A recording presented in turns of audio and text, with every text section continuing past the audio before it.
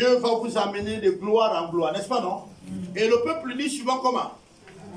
Cette année serait année de percer, année de déchirer, année où tu ne serais que dans les sommets. C'est une bonne chose. Cette année serait l'année où tu vivras de gloire en gloire, de victoire en victoire. C'est bien. Mon fait, c'est que nous, les prédicateurs, on oublie de vous dire, c'est que pour être au sommet, il y a une route. Amen. Et il y a un cantique que j'aime bien, le cantique dit, si le chemin est rocailleux et les cailloux nous blessent un peu, le Saint-Esprit Jésus-Christ va nous consoler. Voilà, donc le Saint-Esprit va te dire, passe par là, et Jésus va te consoler. Mais on ne vient pas consoler quand c'est bon. Est-ce qu'on console quand c'est bon? Est-ce qu'on a besoin d'un guide quand c'est facile? Seulement, on vous dit, on va arriver au sommet. Vous serez cette année au sommet. Vous serez de gloire en gloire. Vous êtes la tête et non la queue. Vous serez les premiers et non les derniers. Mais on ne vous dit pas comment on fait pour être le premier.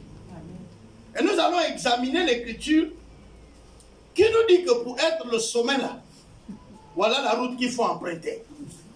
On n'arrive pas au sommet en riant. Parfois on arrive en pleurant. Parfois les pieds sont pleins du sang. Quelqu'un est là au sommet. Il est blessé. Tout le monde acclame. Oh, le vainqueur, le vainqueur. Et puis il y en a ceux-là qui arrivent, ils disent, oh, il a fait même quoi? Moi je peux passer là tout de suite. Oui. Il y en a toujours. Tu vois l'autre? Il a reçu à faire un jardin de 3 mètres carrés, il a planté sa pousse tomate. Tu dis, oh, quand je ferai mon jardin, ça c'est petit. Pour toi là, avant de manger ça, pour toi là, que tu vas faire des hectares là, c'est quand? Prends là où tu vas voir. Que pour arriver à 4 hectares, il faut commencer par 1 mètre. Mais c'est pas facile. Hein, non? Ah, c'est pas facile. Alors, je voudrais aujourd'hui parler du sommet de la gloire. Je voudrais parler de la première place. Si vous me demandez le thème, je vais simplement vous dire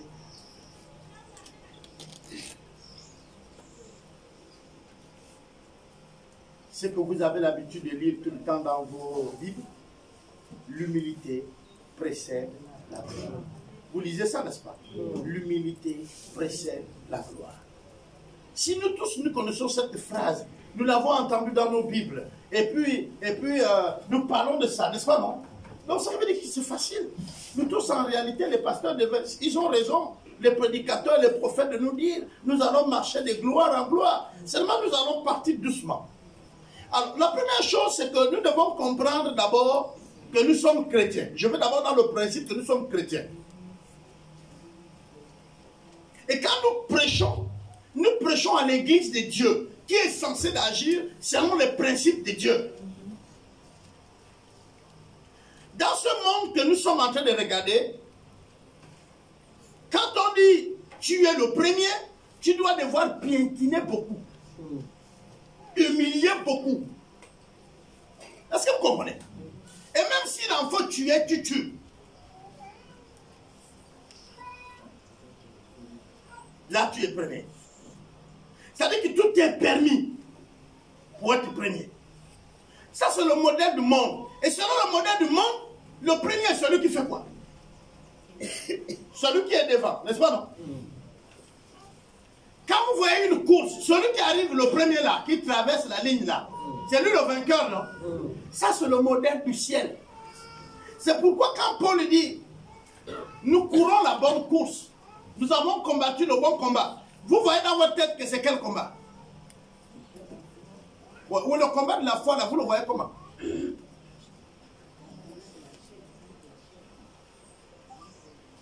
Nous sommes en train d'étudier ensemble le combat spirituel. Et nous avons fini avec une des parties. nous avons fini avec la conception biblique. Et bientôt, nous allons rentrer dans la partie qu'on appelle les armes du combat. Parce qu'il y a les armes si on parle d'un combat. Et ensuite, on va étudier les terrains du combat. Le combat a lieu où? Voilà. Parce que voyez-vous, dans toutes les guerres, on n'épargne toujours la population quoi, civile. On se met dans une zone de guerre.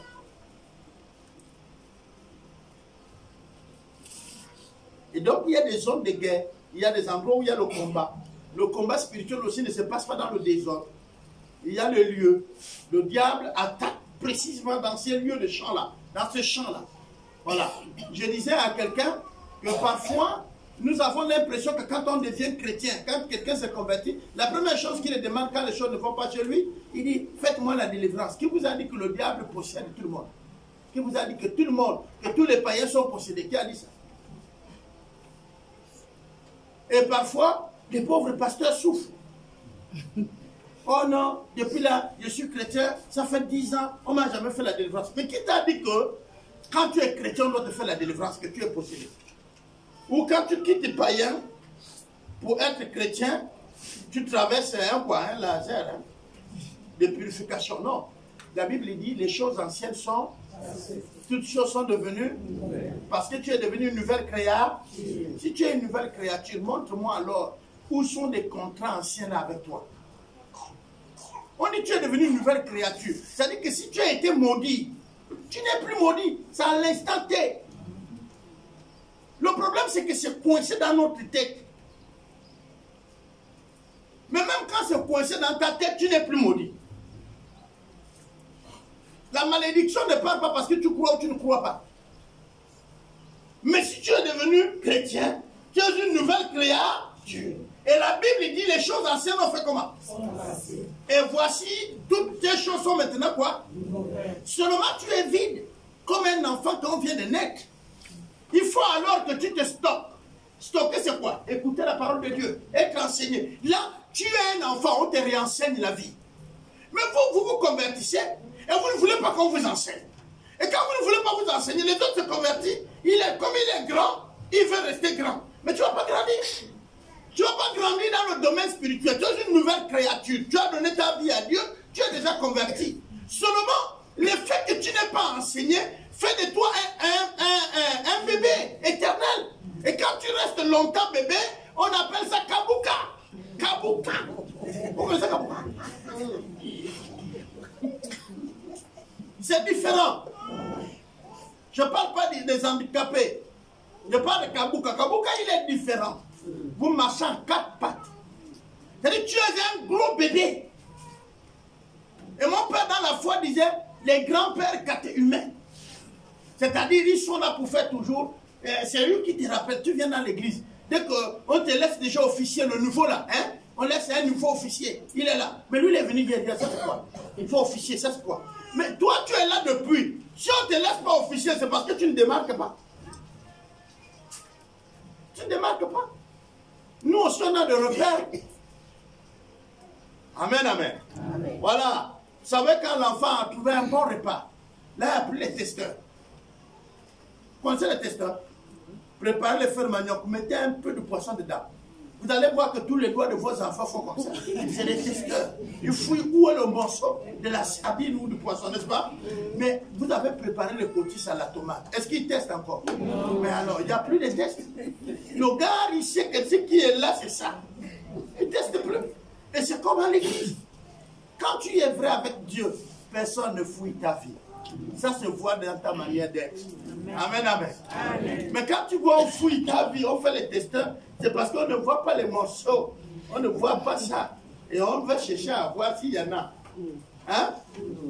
Alors, si nous sommes devenus une nouvelle créature, c'est à cela que je vais parler. À ceux qui ont donné leur vie au Seigneur. À ceux qui croient au Seigneur. Ce matin, je voudrais m'adresser d'abord à vous. Maintenant, ceux qui ne connaissent pas le Seigneur, je vais vous revenir tout à l'heure. Parce que vous avez la nécessité de donner votre vie au Seigneur, de l'inviter dans votre vie. Simplement, là où vous êtes, vous dites, Seigneur, viens dans ma vie, et il vient. Pourquoi je m'adresse à vous, les chrétiens, ce matin? Parce que, voyez-vous, nous avons l'impression, et je promettais ça à plusieurs reprises, Nous avons l'impression que toutes les promesses que Dieu a dit nous concernant ne s'accomplissent pas. Hein, non? Il a dit, vous serrez la tête et non la queue, mais jusque là, vous êtes où? Certains sont vers le milieu, mais vous êtes la queue. Il a dit, vous serez les premiers et non les derniers. Vous êtes premiers. Alors, si vous ne cherchez pas à connaître, qu'est-ce qu'il parle de ça? Vous allez partir même faire des guerres. C'est-à-dire, vous allez commencer à vous entraîner pour gagner le Rum Masuku parce que vous voulez être premier. Non, ce n'est pas de ça que le Seigneur parle. Mais il parle de quoi? Alors, je vous ai donné le thème qui est une phrase que nous tous nous connaissons. L'humilité précède quoi? La gloire. Mais on ne parle pas de l'humilité sans parler de l'orgueil. Alors, c'est quoi l'orgueil? L'orgueil est le contraire de l'humilité. Si l'humilité nous amène à la gloire, l'orgueil va nous amener où? À la chute. Donc, si tu es un orgueilleux, tu vas faire quoi? On dit l'orgueil précède quoi? La chute. Maintenant, on va aller doucement. Est-ce que quelqu'un qui est déjà allongé à terre, il tombe? Mais on parle de la chute. Non. On parle de... Il n'est pas tombé. Il est là à terre. Est-ce que être à terre veut dire que tu es tombé? Vous dormez au ciel. Alors, vous vous asseyez au ciel. Maintenant, je vais poser la question. Quand on parle de tomber, ça veut dire que la personne est comment? Debout. Hein? Debout? Donc, ce n'est que celui qui est debout qui tombe. Hein? En haut? Pardon. Celui qui est debout, qui est en haut, qui est en train de faire quoi? Je suis debout comme ça. Bon, attendez. On va vérifier ça. Mon fils, lève-toi d'abord. Voilà. Tourne-toi, ils vont te regarder. Ne bouge même pas, reste là. Et puis il tombe, c'est ça, non? Ah! Donc là où il est là, il peut faire un faux pas. Ok. Assieds-toi, merci beaucoup. C'est pourquoi vous comprenez le principe, c'est quoi? On dit l'orgueil précède la chute. N'est-ce pas, non? Ok. Maintenant, nous allons partir doucement. Peut-être c'est encore un autre thème que je veux venir ici. C'est quoi l'orgueil? Pour enseigner. Peut-être au cours d'un enseignement. Mais regardez bien. C'est quand tu te lèves, mais tu fais quelque chose que tu peux tomber. Marcher, courir, parce que tu veux être premier. Marcher, parce que tu veux accéder à quelque chose. Est-ce que vous comprenez? Faire quelque chose. Tu fais quelque chose, et là tu peux tomber. Ce n'est pas en t'élevant comme ça que tu tombes. Je me fais comprendre. Alors, qui connaît que l'orgueil aussi se manifeste? C'est ça, faire quelque chose. Quand tu es debout, tu tombes. Les signes de l'orgueil, c'est quoi? Quand tu es orgueilleux, tu fais quoi? Bon, là, je parle aux chrétiens. Hein, comme ils sont convertis, ils sont brisés, ils ne connaissent plus ce que l'orgueil fait. Ils ont oublié. Le mépris. Tu méprises tout le monde. C'est-à-dire que tu peux même mépriser celui qui va t'élever. C'est comme le serpent, il mord la main même qu'il est. Vous savez, j'étais en train de... Il y a une image sur l'internet où il y a un serpent qui a mis la tête dans on va dire quoi, comme une poubelle. Hein? Une jupissière dedans. Maintenant, le serpent n'a pas de main pour enlever. Il lutte pour enlever. Qui peut l'aider? Bon, l'homme là, c'est toi, lève la main.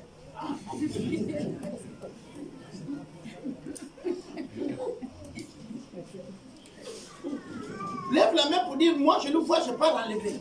Je vais prier pour que le Seigneur permette que ça se réalise.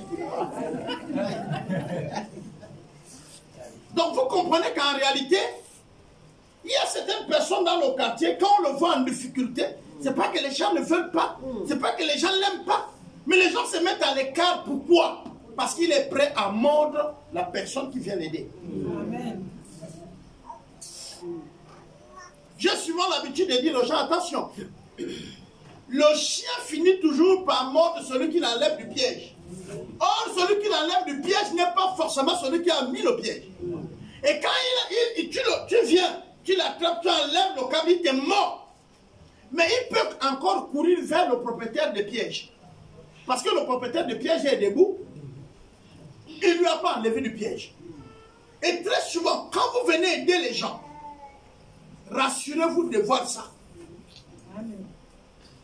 C'est-à-dire ceux-là que vous avez soutenus là, c'est eux qui vous connaissent, non? On ne peut critiquer que celui qu'on connaît. Donc si tu es critiqué, c'est forcément par quelqu'un qui te connaît. Or, quelqu'un qui te connaît a au moins une fois eu ton aide. C'est pourquoi les critiques font mal. Les critiques font mal parce que ce n'est pas quelqu'un qui ne te connaît pas qui te critique. Les critiques font mal parce que c'est celui qui te connaît. C'est-à-dire c'est quelqu'un qui au moins s'est mangé avec toi et rentrer dans ta maison. Qui va te critiquer? Attends, est-ce que vous critiquez les gens que vous ne connaissez pas? Oh. Mais même moi je critique, non?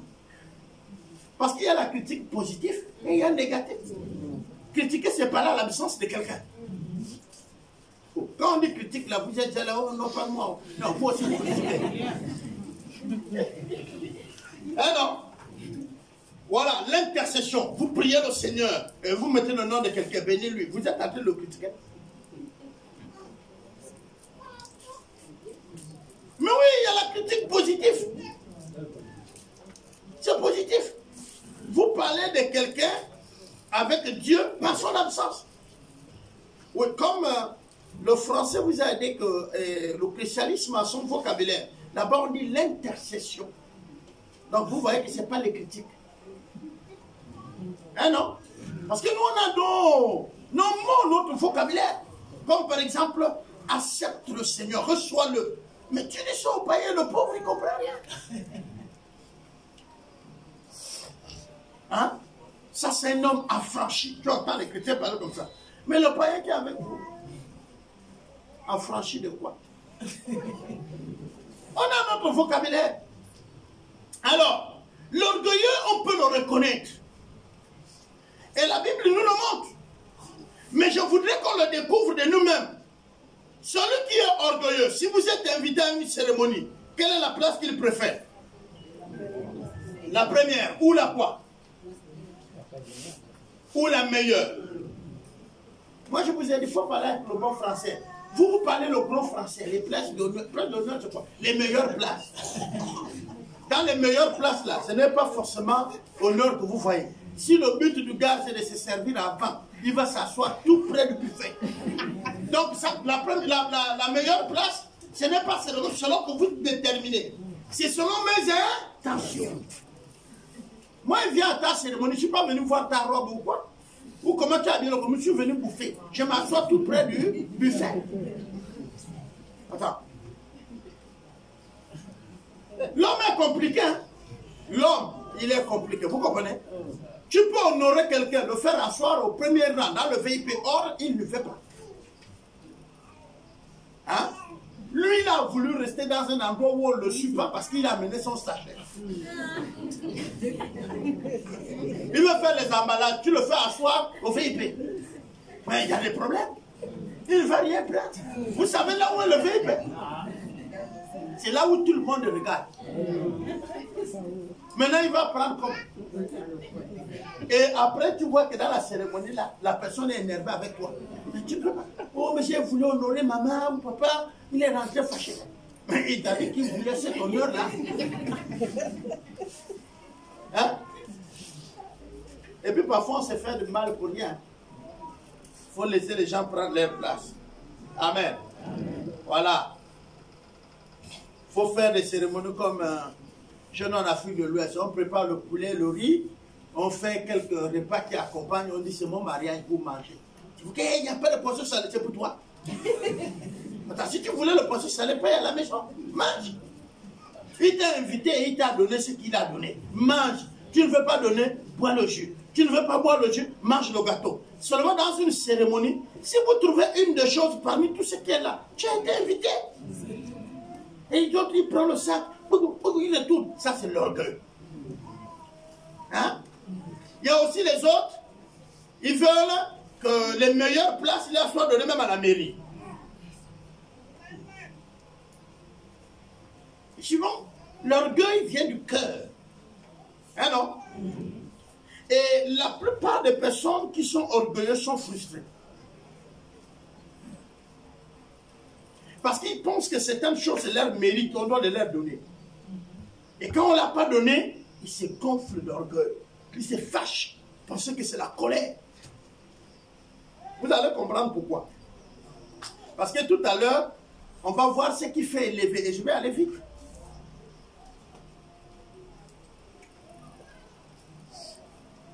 Je reprends. Quand quelqu'un est là, toujours fâché et tout, mécontent de tout, c'est l'orgueil.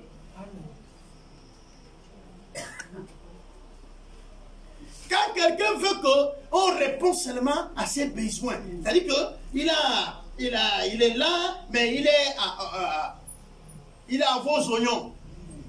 C'est l'orgueil. C'est l'orgueil. L'orgueil voudrait qu'on nous sert. Ah, est-ce que vous comprenez maintenant? Qu'on nous sert. Qu'on nous vénère. J'ai été invité dans une église. Et même avant de parler de l'église, j'ai été invité dans une conférence internationale. Il y avait d'autres pays. Et j'étais l'orateur principal. J'ai dit, moi, j'étais l'orateur principal. C'est-à-dire celui qu'on attendait là, pour prêcher, pour enseigner. Aux autres qui sont venus de d'autres nations, et y compris le Gabon, c'était moi. Je suis arrivé comme j'arrive toujours. Vous m'avez déjà vu avec mon sac à dos. Et quand je suis arrivé, il y avait déjà des places réservées. Tout bien fait. Seulement personne ne savait les conférenciers internationaux et tout le reste. Le jour que je suis arrivé même, j'ai pris le train. Je suis arrivé à Libreville, personne n'est venu me recevoir en gare. Je suis allé, j'ai pris un hôtel à mes propres frais. Et je suis allé m'asseoir là où je devais enseigner. J'ai pris mon sac, j'ai déposé. Et là, on était découpés en deux groupes. Il y avait ceux qui devaient boire le petit déjeuner, prendre le petit déjeuner avec la tisane pain au beurre. Et il y avait ceux qui devaient prendre tisane, café, kaolé, et tout, beurre, là-bas, fromage. Ceux-là, ils étaient là-bas. Vous savez comment on appelle ça? VIP. Et quand je suis arrivé, j'ai trouvé un panneau. Ici, les missionnaires. Ici, les révérends. Je suis quoi? Missionnaire. Je suis apôtre. Je suis allé trouver mes collègues. Nous avons pris notre pain saint. Avec la tisane. Oui, pain saint. On appelle ça saint parce que ça ne pollue pas. Oui. J'ai pris mon petit déjeuner et tout. Et puis quelques grands qui étaient là dehors et c'est lui là-bas. On a fini. Au moment où ils ont commencé les présentations des invités et tout, le Gabon présente en groupe, non, voilà les Gabonais, oh! Et puis c'est fini. Et je devais intervenir. Ce jour-là, c'est moi qui faisais toute la matinée en enseignement.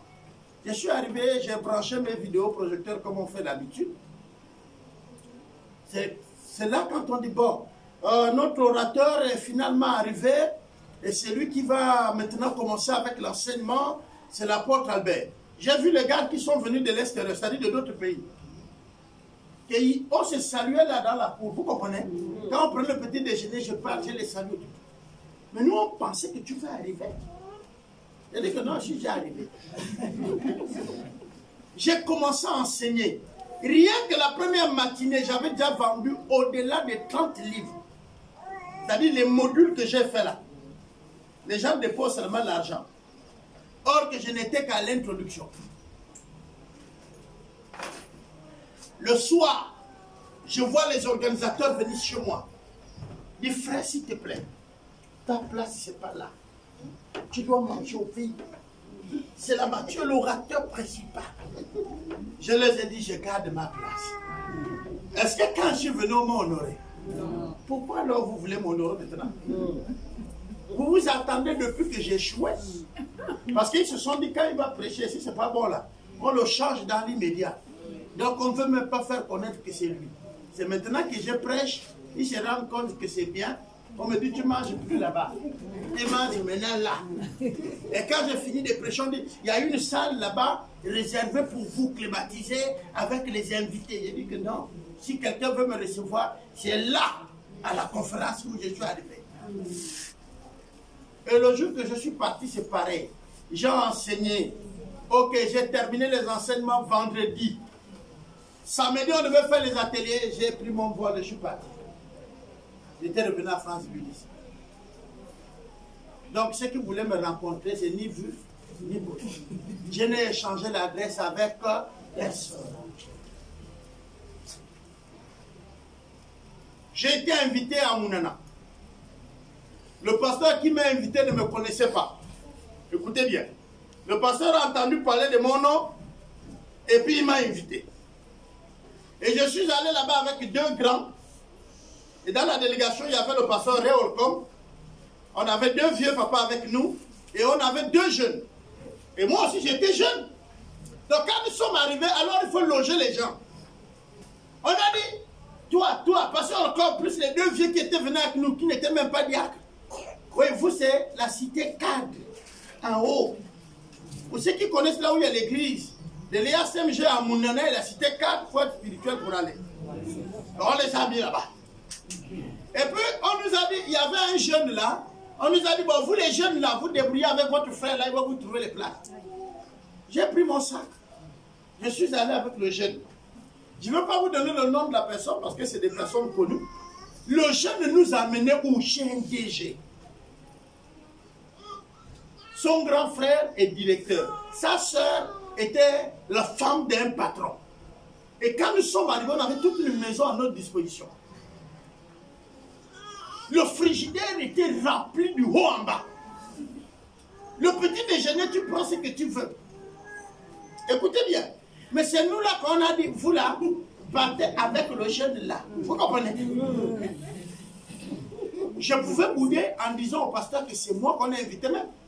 Je lui ai rien dit. Nous sommes allés, on s'est installés. Je vous dis, on était très bien logés. Maintenant, le soir, le pasteur Olcom veut faire rappeler au pasteur que ton invité, c'est X, puisqu'il ne me connaît pas. Alors, il dit, l'apôtre, il faut prier pour le repas. Est-ce que les vieux là vont prier? L'apôtre, c'est moi, non? Je lève maintenant la voix, je prie. Le pasteur vient me voir à la fin, avant même de manger. Ah, on va te changer la chambre. Et je lui ai dit, pasteur, ouais, demain tu peux faire un tour, voir là où je suis logé. Je crois que j'ai été honoré comme ça. Le lendemain, le pasteur Olcom a pris son sac, il l'a mis dans la voiture, il est venu nous trouver là où on nous a mis. Nous l'avons fait une chambre, les deux jeunes une chambre, et moi j'avais aussi une chambre. Et nous sommes restés là pendant une semaine, que j'étais en train d'enseigner. Oui, même mon papa m'a accompagné quand j'allais prêcher. Il arrivait qu'on se déplace avec le Réolcom, mais ce n'est pas lui qui prêche. C'est moi qui prêchais. C'est des campagnes d'évangélisation où Réolcom conduit. On arrive dans un village, une ville. C'est moi qui fais la prédication de l'évangélisation. Mais Réolcom avec moi.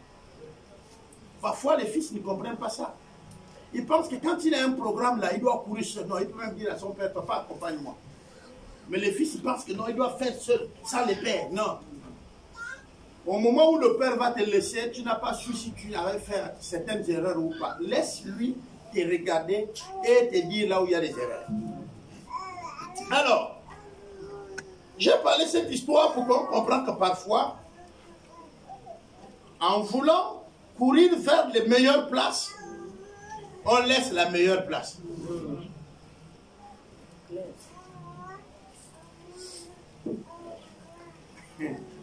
Je peux vous dire encore une autre chose.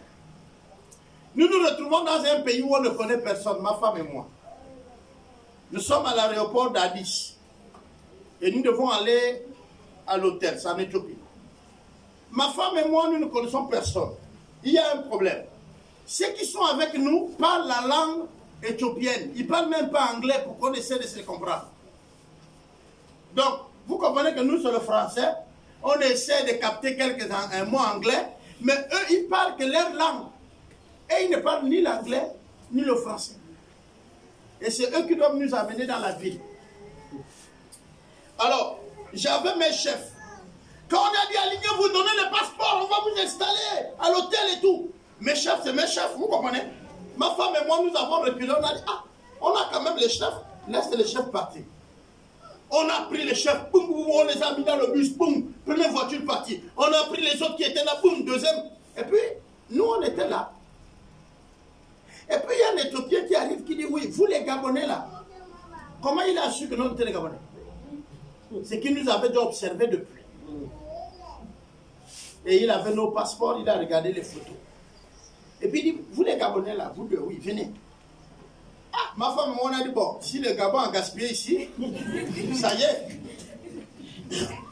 Je vois, on prend les passeports des gens qui sont en première classe. On met nos passeports dessus, et on me dit, c'est toi qui es le chef de l'équipe de tout ce monde-là. Tu gardes leur passeport. Bon, jusque-là, je ne comprends pas. On me dit, vous allez à l'hôtel chalet. Quand j'entends chalet, les chalets ici, c'est des petits trucs là. On mange en planche. J'ai dit, ça c'est quoi? Donc je dis au monsieur là, nous sommes déjà assis dans le bus, climatisé et tout. J'ai dit à ma femme, on descend. Lui, on va aller dans les maisons en place, il y a plein chez nous. C'est quoi? Vous logez les autres à l'hôtel, et nous vous amenez dans les chalets. Je descends, mais écoutez bien, le langage que je parle, le chauffeur ne comprend pas. Il me supplie, monsieur, rentrez, rentrez, on va partir bientôt. On attend quelques personnes.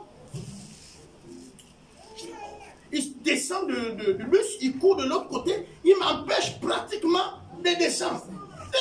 Et puis maman me dit, bon, mais écoute, on est venu ici en Éthiopie, laisse-le nous loger, assieds-toi. Et de surcroît, ça les passeports de tout le monde qui sont dans le bus. Elle dit, mais ça on donne à quelqu'un d'autre et puis c'est tout. Mais tu penses que ça se passe comme ça? Ils ont mis le nom de celui qui est à passeport. Hein? Je suis venu m'asseoir. Et puis la dernière personne, c'est la personne qui devait faire la liaison entre nous et l'hôtel. Je vois, nous sommes en train d'aller en pleine ville. En pleine ville. En pleine ville. Et on arrive au milieu d'Addis. Là se dresse devant nous un hôtel de près de 5 étoiles. Où il y avait les drapeaux des continents. C'est-à-dire les drapeaux du monde entier, des États-Unis. Plein, ils ont tous dans une cour comme ça, plein de drapeaux. Je dis, est-ce que c'est là qu'on va vraiment nous loger? Et puis le bus avance. Oh, on descend. Vous savez, quand l'hôtel est gaillard là, c'est pas vous qui ouvrez. Hein. Ça vous respecte. C'est-à-dire que dès que tu avances, l'hôtel fait ça. Hein, vous comprenez, non? Là, nous, on rentre. Amen. Quand on arrive, on donne les clés. Je fais encore une erreur. En bon teke. On dit qu'avant de distribuer la viande, il faut aussi mettre ton tas. Hein, non? On me donne les clés. Je prends une clé, je mets à côté. Je dis, on peut rater les clés comme ça. Je distribue les clés de tout le monde. Et puis, il y a une clé qui reste. On me dit non. Mais je dis non, ça, je garde pour ma chambre. Je dis non, non, non. Tu n'as pas la même chambre que... C'est toi le chef, non? Je dis oui. Il dit, rends la clé. C'est pour quelqu'un d'autre. Ah, il reste une clé. Est-ce que vous attendez de comprendre? Je prends la clé, je donne. Et là, on me sort une carte. On me donne plus la clé. Moi, c'est une carte. Ok? On me donne une carte. Et on dit que tu es au sommet là-bas. Tu prends l'ascenseur. Je dis à ma femme, bon, allons voir. Nous sommes arrivés, on avait une des meilleures chambres, on s'est logé. Et le matin, avant de faire le petit déjeuner à toute l'équipe, on m'appelle d'abord en chambre à l'hôtel. Monsieur, vous descendez ou vous donnez l'accord, on fait le petit déjeuner à tout le monde. L'affaire des chefs d'équipe, là, donc c'était bien. Mais ce que vous ne savez pas, c'est que tout le monde sont en première classe. Moi, je suis en classe économique, c'est-à-dire deuxième classe. Mais c'est mon passeport qui me déplace de là pour être en première classe. Mais en réalité, c'est Dieu. Amen. Je ne pouvais pas blâmer les gars là, ils ont payé première classe, vous comprenez, en avion. C'est-à-dire qu'ils ont payé 2 fois le prix que moi j'ai payé. Je veux leur dire quoi? Et quand vous, les gars que je vous parle là, c'est les blancs. C'est les directeurs d'entreprise, les patrons, le patron. Des costumes seulement, ça paye tout ce que j'ai mis au corps.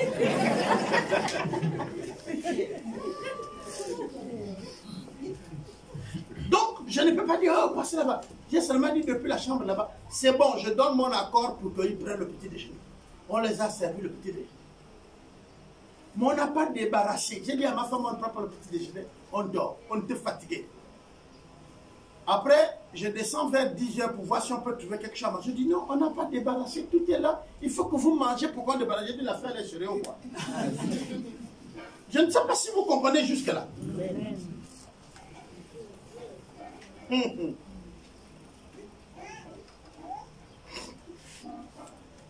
Jésus-Christ venu pour servir et non pour être servi.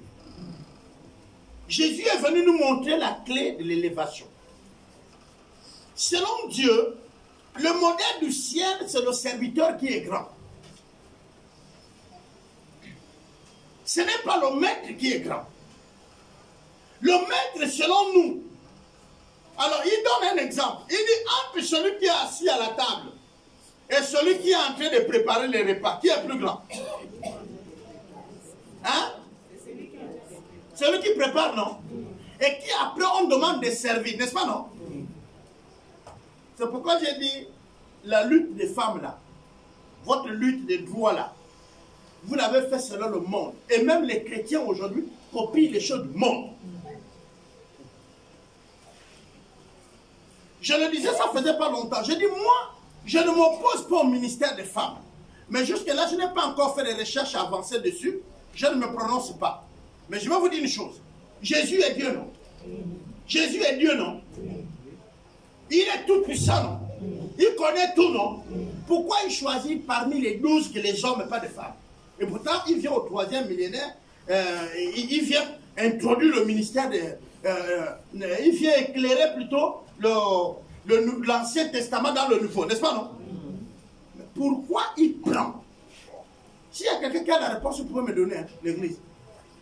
Ici, là, ce n'est pas comme les églises où c'est le prédicateur seulement. Ce matin, je voudrais qu'on échange. Si vous avez un verset biblique, vous avez une raison, vous me dites. Jésus vient, lui qui est Dieu, donc il est injuste. Puisque Jésus a introduit ce que j'entends aujourd'hui, le ministère de la femme. Il a mis la femme en haut. Mais il prend 12, aucune femme. Pourquoi? Aujourd'hui, la télé, c'est maintenant fou. Alléluia. Mais même les chrétiens, dans les profils, me montrent cette femme qui est devenue pratiquement un homme. Parce qu'elle vous dit les choses intéressantes. Mais la Bible dit que dans les derniers temps, les gens vont aimer ce qui est bon à l'oreille. Bien aimé, la femme, c'est une reine. La femme, c'est la première, c'est la commandante. Mais elle quitte son trône pour devenir servante. Selon Dieu, la personne qui sert est le chef. Il est élevé la personne qui est en quoi? Au service. On est d'accord? Les femmes, ce n'est pas vous qui faites le service à la maison. Ce n'est pas vous qui faites le service, mais vous cherchez quelle première place? Mais vous cherchez la première place selon le monde. C'est pourquoi même la femme chrétienne agit maintenant comme le monde. On va lire les versets. Commençons par Jésus-Christ lui-même. Nous avons le livre de Jean. Prenez nos Bibles. Fils, cherche Jean 13, le verset 5.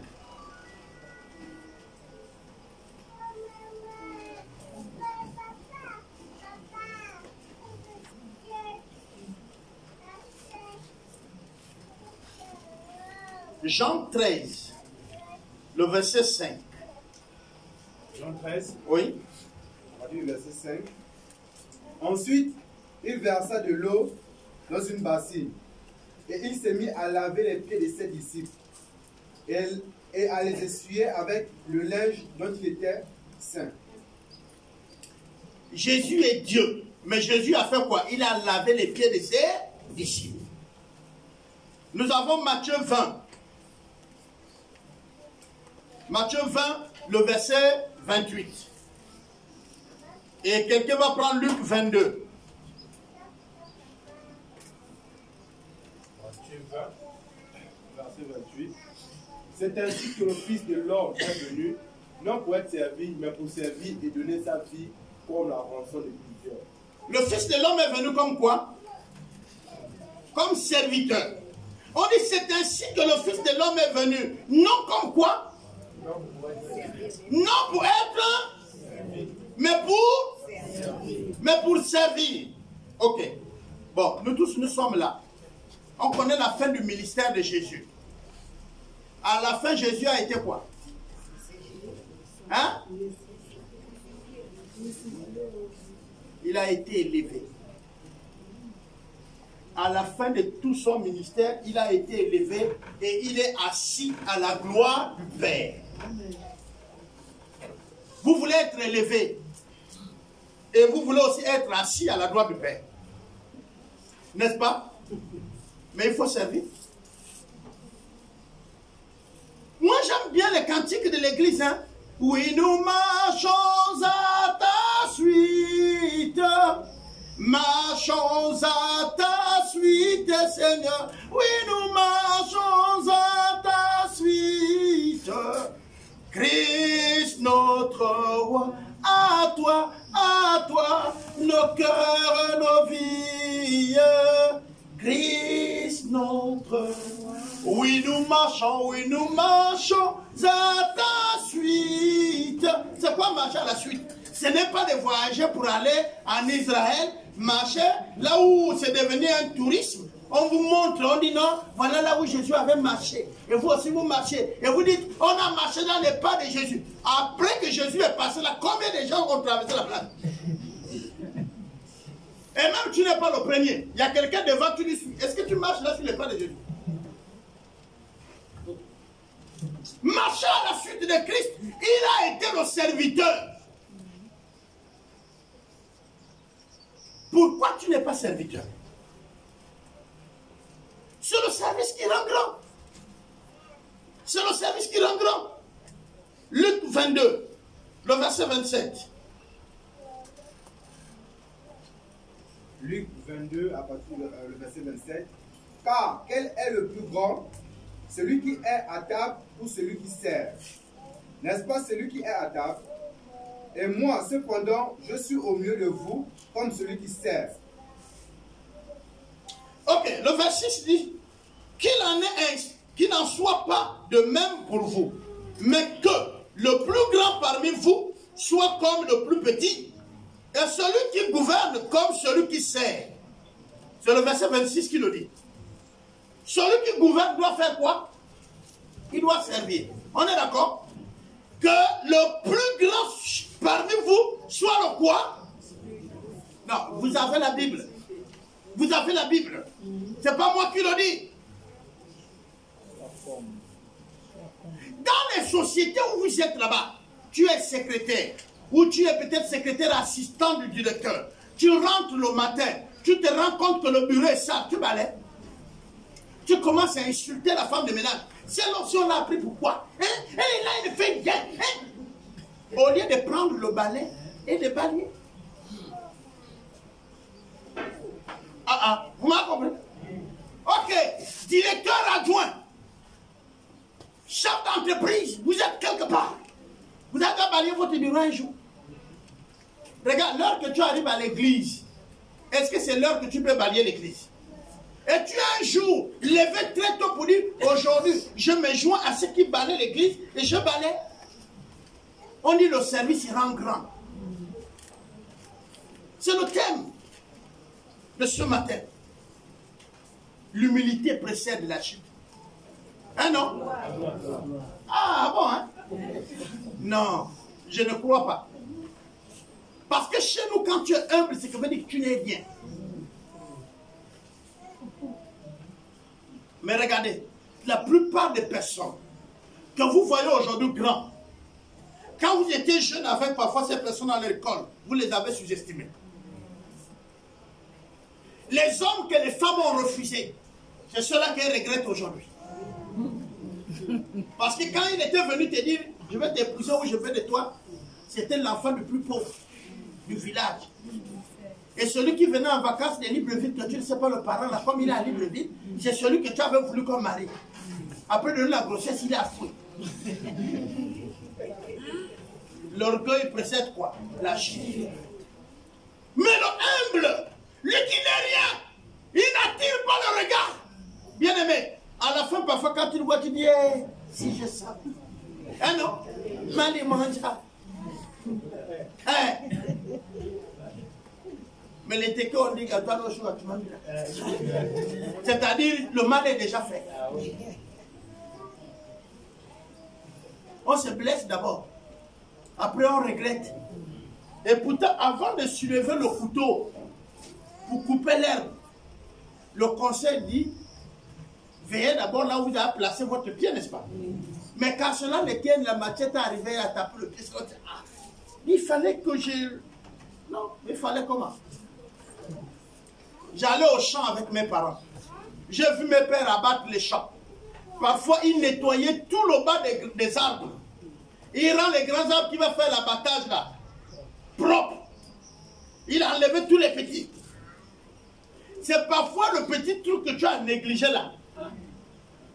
J'ai été. On abat un costaud arbre. Quand il commence à parler maintenant et qu'il est prêt à tomber, celui qui abat là, parfois il laisse même la hache au sol, il fuit d'abord. On est d'accord? Oui.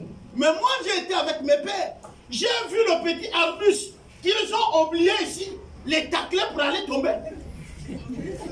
Parce qu'il abat, dès que l'arbre commence à venir, il court. Mais c'est le petit arbuste en route que lui n'a pas coupé. Lui vient, il colle ça, il tombe là-bas et les machettes. Et parfois il se blesse. Bon, les enfants doivent pas rire. Mais en réalité, on rit. Vous me saisissez? Il avait négligé.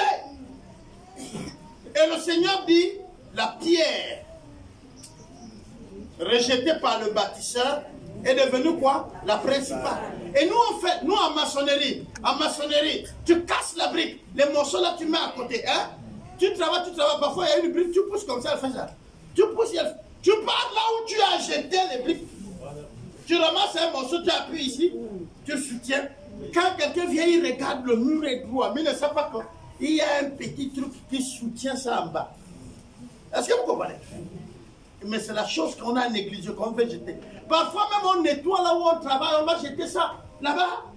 Tu es obligé de laisser le mur, partir là où on a jeté ça, pour prendre et revenir.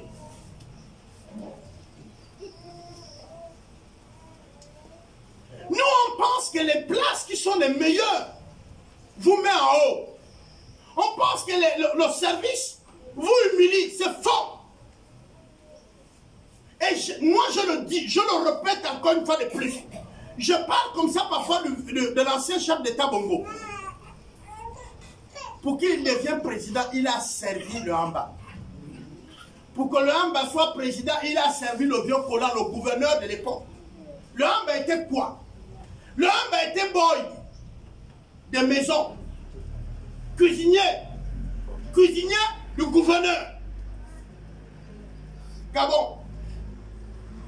Ensuite de là, on va lui nommer chef de canton. Mais attendez, pour choisir quelqu'un, il faut prendre celui que tu connais. On est d'accord? Comme il était au service du blanc, le blanc a vu son humilité, le blanc l'a élevé. J'ai la règle où je vous dis ici, il n'y a qu'un homme qui élève un homme. Un homme qui élève un homme. Il a amené canton, des cantons, chef d'État. Vous en connaissez combien? Non, vous en connaissez combien de présidents qui sont partis d'un canton? Vous en connaissez combien? Lui au moins il était canton. Bongo était sous-officier. Sous-officier de l'armée française. Vous savez un sous-officier? C'est un, deux, ou sergent avec droit. Hein, non? Voilà, il était là. Et de là, il est rentré à l'administration. Il est devenu d'abord le serviteur au cabinet de l'Hamba. Quand vous entendez chef de cabinet, à l'époque, il allait faire quoi? C'est les Français qui ont tout. Le Hamba lui envoie, va donner les enfants le pain au carrefour. Il demande la voiture, va. Il a reconnu l'obéissance qu'il avait. Il n'était pas le seul qui était au cabinet du chef d'État. Mais son service a amené qu'on l'élève, il devient président. Vous pensez, le homme savait son âge, il savait qu'il était déjà vieux, mais il faut un successeur. Donc quand tu lui prends, pour lui tu vas être vice-président, c'est que dans la tête de l'homme, il savait que c'est lui. Mais ça c'est le service. Je voudrais attirer votre attention ici quand je donne les versets bibliques. Mais nous allons regarder le livre de Josué. Allons-y dans le livre de Josué.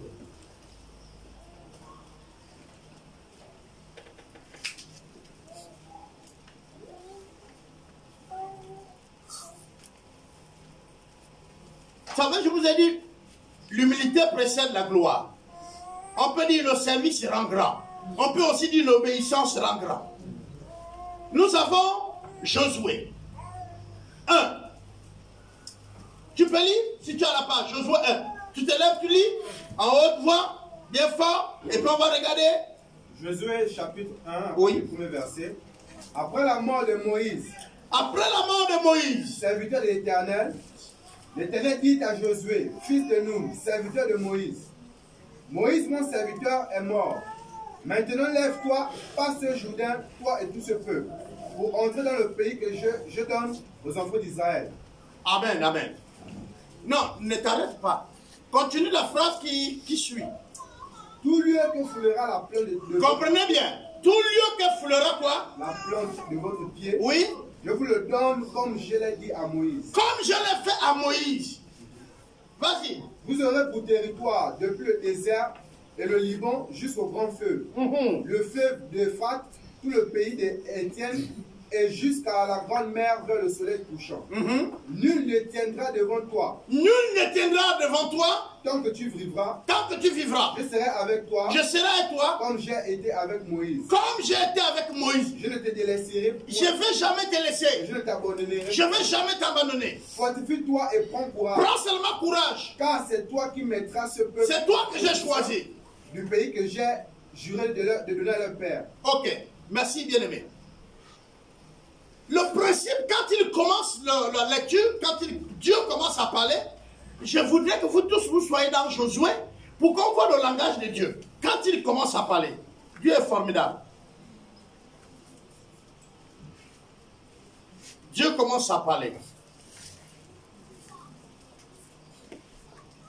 C'est le verset 1, du chapitre 1 également. Après la mort de Moïse, serviteur de l'Éternel. C'est ça? L'Éternel dit à Josué, fils de Nun, qui était quoi? Est-ce que c'est écrit comme ça chez vous? C'est écrit comme ça? Moïse était au service de qui? Et Josué qui prend maintenant la place de Moïse était au service de qui?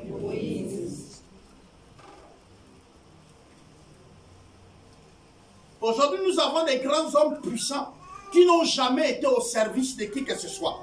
Qui pensent qu'en servant Dieu, à côté de son aîné, c'est lui servir, c'est lui réduire à rien.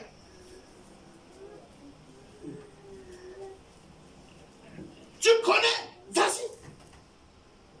Mais si tu n'as jamais été au service d'un homme de Dieu qui sert Dieu, Dieu ne te connaît pas. Tu viens de nulle part. Tu es un électron libre. C'est pourquoi je vais vous dire une chose. Dans le ministère que vous nous voyez aujourd'hui faire, quand vous vous retrouvez avec tous les autres hommes de Dieu, la première question qu'ils vont te poser, tu es l'enfant de qui? Tu viens d'où? Tu peux changer d'église 1000 fois.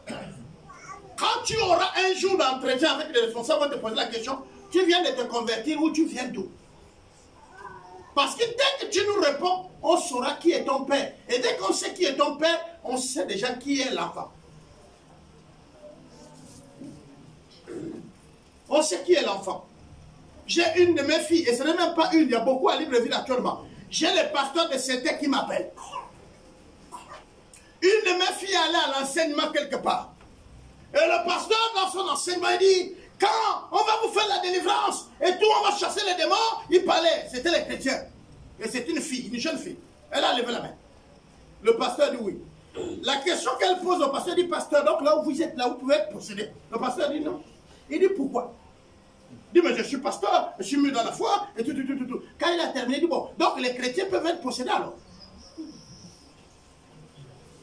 Le pasteur s'est arrêté, lui a posé la question, tu viens d'où?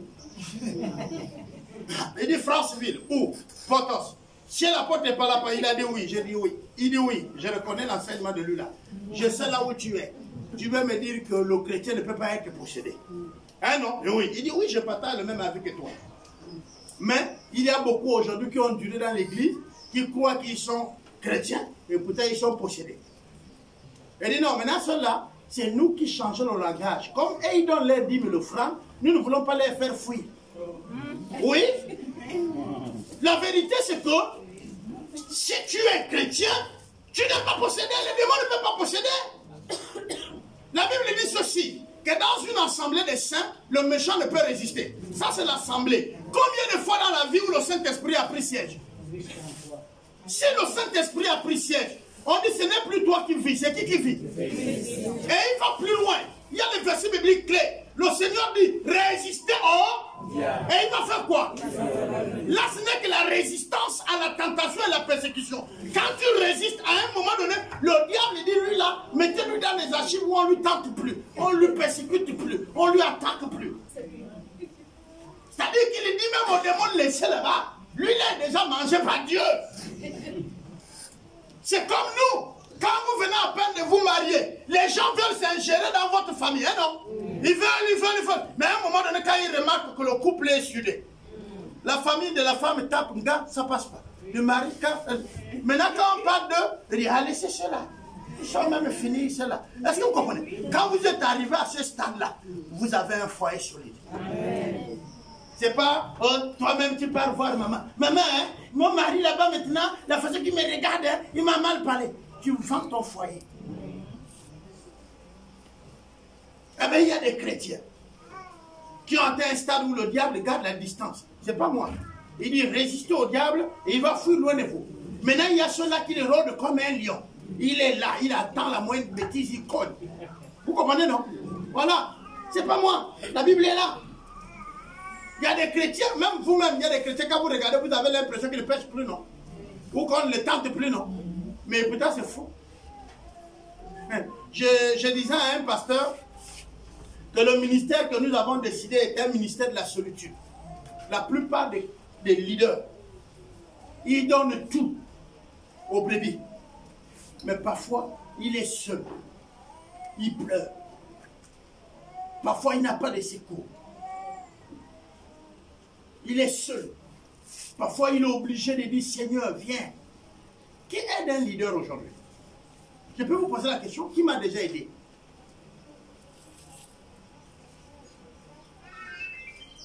Si tu connais que tu m'as déjà aidé, tu lèves la main. Je ne dis pas que tu ne pries pas pour moi. Mais quand je vais te dire, aide-moi, tu vas dire, il faut payer, Papa Albert. Moi, je paye l'aide. Mais pourtant, je viens à votre aide. C'est comme ça, c'est pas que c'est vous qui avez fait ça. Beaucoup d'entre vous vont venir là, d'autres sont en plein temps. Venez, yaka. Hein? Tu vas pleurer seul la nuit. Seul. Josué était le serviteur de Moïse. Il servait Moïse. Et à la fin, il est devenu le premier d'Israël. Celui qui la promesse depuis des années, il est celui qui va réaliser cette promesse. Je vous amènerai dans un pays où coule quoi? Le lait et le miel. Josué n'a pas fait de miracles. Moïse en a fait plein. Mais il n'est pas rentré. Amen. Josué n'a fait qu'obéir à qui? Moïse. Regardez Salomon et son père. Le roi David réunit tout pour construire un temple digne à Dieu. Mais quand il arrive là, Dieu lui dit, hey, tu arrêtes. C'est ton fils Salomon. Frère, souvent, dans le ministère que vous nous voyez là, tu cours, tu t'arrêtes. Tu te demandes, est-ce que j'ai un fils de côté? Regardez ce qu'Élisée va faire. Élie et Élisée va faire. Il part. Il sait qu'on va l'enlever, n'est-ce pas? Mais pourquoi il ne dit pas à celui qui est avec lui, son serviteur? Parce que le serviteur est devenu quoi après? Hein? Le serviteur là est devenu quoi après? Oh là là! Hey! Non, lui, il était le serviteur du prophète. Mais il est devenu prophète.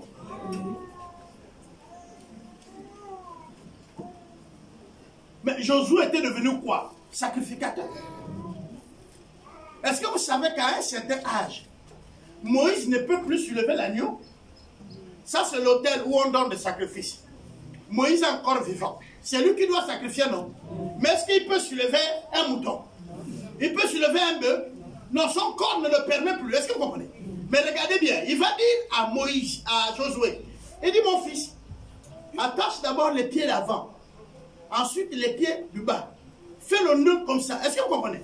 L'enfant apprend maintenant comment on attache l'agneau. Est-ce que vous saisissez? Après, il lui dit, place-lui sur l'autel, le visage vers la gauche ou la droite. Est-ce que vous comprenez?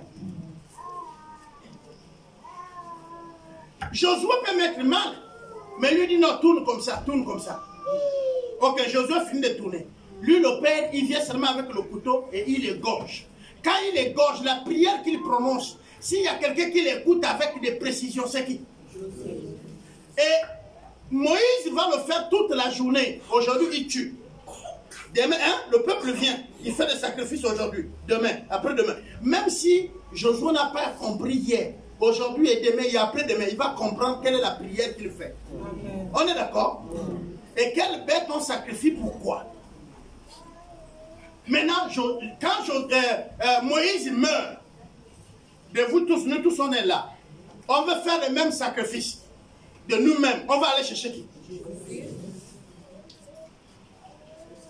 Regardez, dans nos maisons, on a souvent un enfant, une fille ou un garçon qui est souvent avec papa. Il prend les clés de papa. Il voit comment il ouvre les armoires ou quoi. Maman, quand tu restes derrière, papa a laissé son trousseau de clés.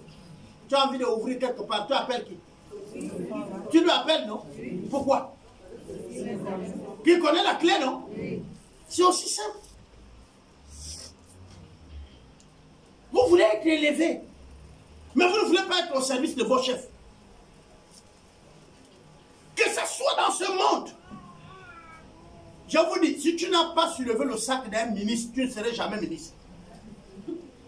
Si tu n'as jamais servi un serviteur de Dieu, quel que soit le temps que tu es, tu ne serais jamais serviteur de Dieu. Si tu n'as jamais travaillé pour labourer le champ, pour servir ta mère, tu ne sauras pas faire le manioc.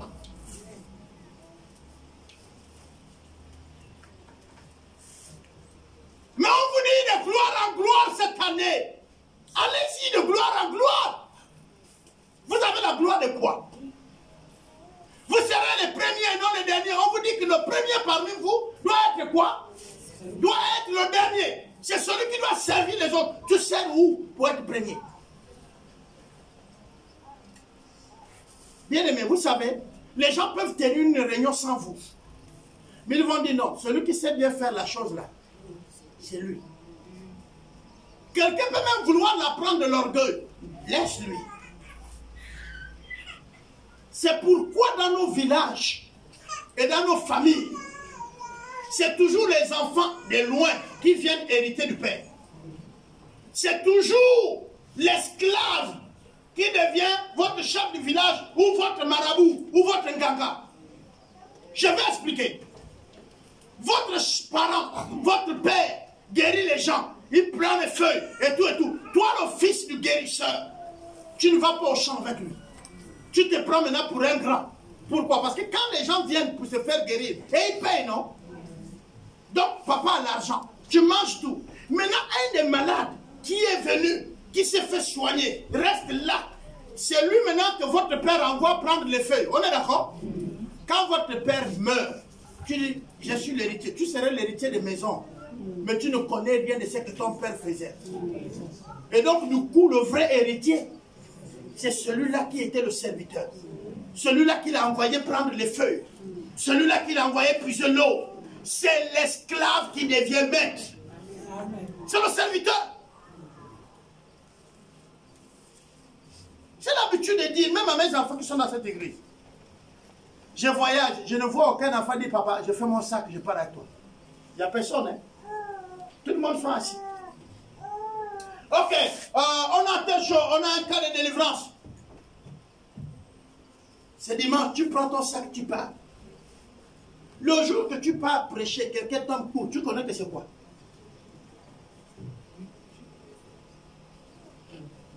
J'ai un exemple. Moi aussi, j'étais un jeune puissant dans la foi. On disait à nos aînés qu'ils n'avaient pas l'esprit. Non, mais vous ne faites plus rien. Nous, les vieux, on dit, oh, c'est les vieux dépassés. Ils n'ont plus l'esprit. Les vieux là n'ont plus l'esprit. Mais vous savez, ce qui m'a fait comprendre que les vieux là avaient l'esprit et que je suis sorti de la réunion des autres, c'est-à-dire quand les autres criaient maintenant que les vieux n'avaient pas l'esprit, moi je ne parlais plus. Je quitte seulement. Je vais vous dire, oui, mais je vais vous dire. Oh, on a l'esprit, on a puissant. Un jour, il y a une maman qui vient à l'église. Les puissants là, ils ont provoqué les démons. La maman elle est tombée morte. Morte. Cliniquement. On touche ça, il n'y a plus rien. On met l'oreille, il n'y a plus rien. Les puissants en esprit commencent à chercher les rapports.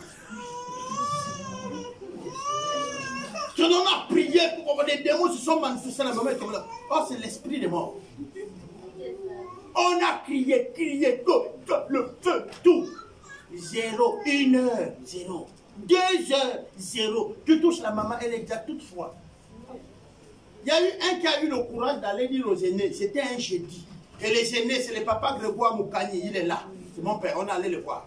Le papa Grégoire, là c'est chaud là. Il est venu, il dit, oh c'est l'esprit de mort.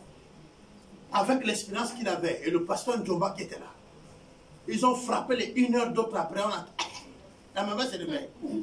Alors nous qui avons l'esprit, on est déjà dans les bancs là-bas, les autres ont fui, pour les sacs.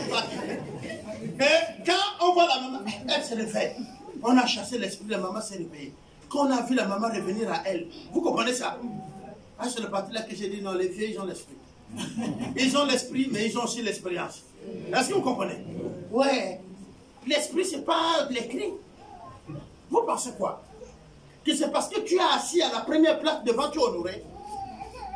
Ça ne change rien de toi. Ça n'ajoute rien de toi. Tu es toi. Reste ce que tu es. J'avais toujours un poste dans les mariages. Vous savez mon poste? C'était la décoration et la plonge. Renseignez-vous. Ceux qui se sont mariés à Maboukou. Je venais, je fais la décoration des voitures, de tout, toute la nuit. Vous arrivez le matin, ça crie, ça fait tout, on ne sait pas qui a décoré la salle. Moi-même, je décoré. On a eu les mariages ici où j'ai décoré moi-même la voiture. J'ai décoré. On m'invitait de partout dans le Haut-Togo pour aller décorer les salles et les mariages. Et parfois à mes propres frais, gratuits. On m'invite, je viens, je trouve la voiture, on a mis le matériel de la décoration, je décore. Ni le marié, ni la mariée ne m'a même vu. Même pour manger, même le sandwich, il n'y avait pas.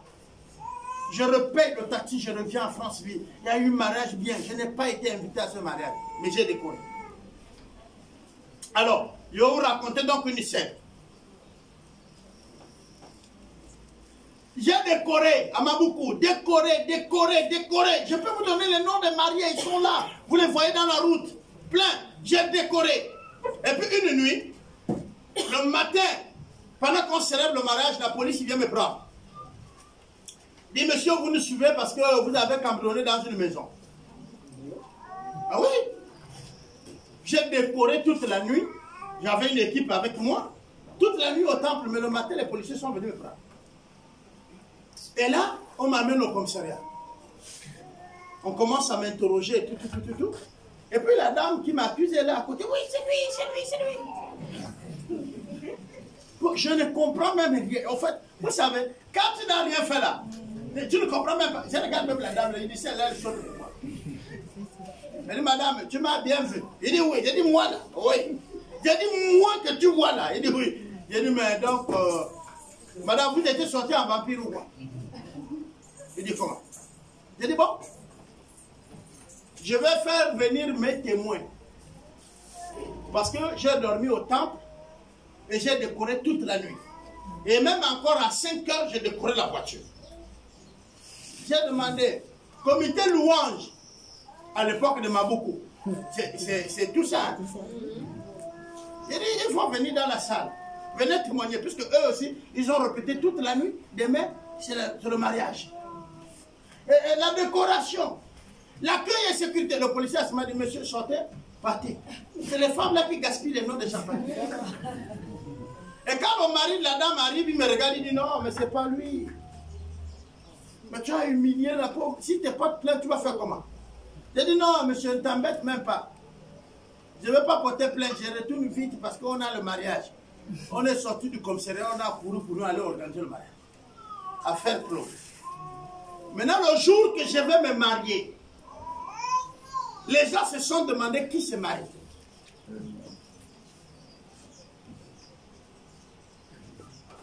Budget zéro. Mais j'ai fait un mariage pompé.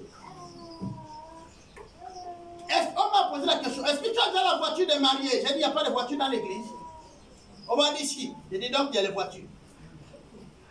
Celui qui sait qu'il doit donner sa voiture, il n'y a qu'à me donner. Et l'ancien Mouketou venait d'acheter son véhicule. Il ne m'a pas dit, je donne. J'ai dit, hey, c'est des bruits. Ils vont trouver la voiture, ce serait devant la mairie. Quand vous parlez de la foi, là, vous connaissez le risque de la foi. Vous l'avez déjà vu. Moi, ce que je savais, c'est m'habiller et aller à la mairie. Comment on va sortir de la mairie? On va manger, on va faire quoi? Ça, c'est pas mon affaire. Et combien tu as donné pour le budget à l'église? J'ai demandé à l'église. J'ai dit, bon, le budget, ma mère a le manioc, elle va donner. Mon père a l'igname, il va donner. Mes frères sont allés à la chasse, ils vont amener les gibiers, on vous donne, c'est ce qu'on mange. Oh, il n'y aura pas le riz. J'ai dit qu'il parle de riz. On dit c'est moi, papa. Il dit, wow, elle paye le riz. Demandez à maman Dépal. Maman a dit, mais il faut un peu de poulet parce qu'il y a des gens qui ne mangent pas les gibiers. Il dit, maman Dépal, poulet. Oui, c'était ça. Tu veux manger le poulet? Tu payes. Tu veux manger le riz? Tu payes. Les hommes ne m'ont beaucoup, mais il faut un peu de manioc. J'ai dit, voilà. C'est eux.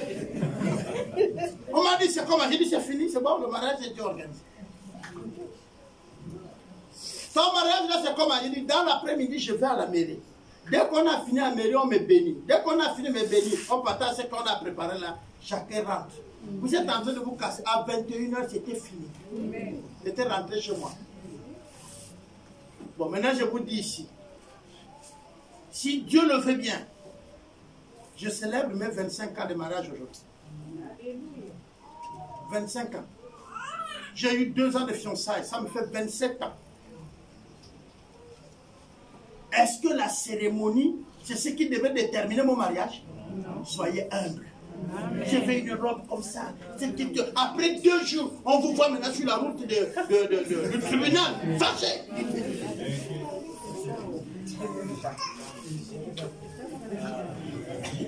Voilà 2 personnes qui se sont dit oui à la mairie, mais là ils ne se regardent plus. Même en route, là, si la voiture de l'autre croise l'autre, ils partent même cogner. Voilà. Ce n'est pas ça. Humiliez-vous en fait que Dieu vous élève. L'humilité précède la gloire. Oui, mais soyez des serviteurs. La parenthèse que j'ai ouverte avec les mamans. Voilà les femmes, vous êtes à la maison, vous préparez. Vos maris vous ont mis comme des reines. Vous dites non, maintenant c'est l'égalité. Eh non.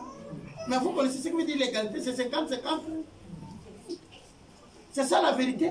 Donc une femme qui est dans la maison, qui n'a même pas 50% de fonctionnement de la maison, elle pêche.